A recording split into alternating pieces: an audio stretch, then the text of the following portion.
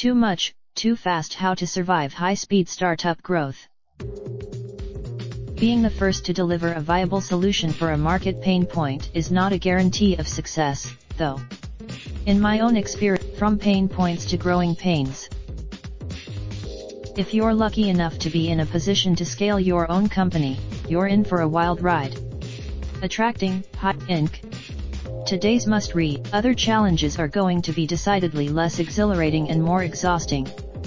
For instance, there are a few key strategies you can adopt to ensure that scaling up doesn't become an insurmountable hurdle for you and your growing team. The following 3. 1. Eradicate unnecessary. This one is first for a reason. Scaling up stuff like employee lunch reimbursements or printing costs. Remember, all that paperwork can burn through Inc. Today's must-read. 2.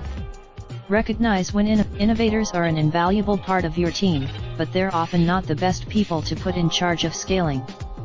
The constant search. Similarly, when you outgrow the startup designation and reach a size that's on par with industry incumbents, differentiation will depend less on your product and more on the quality of customer service you provide.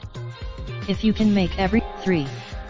Keep your branding. Periods of rapid growth lead lots of founders to start thinking seriously about marketing, advertising, and branding.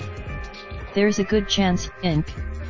Today's must-read. You probably don't want to hire a bevy of new in-house designers at this point. That's another potentially major cost that can be avoided.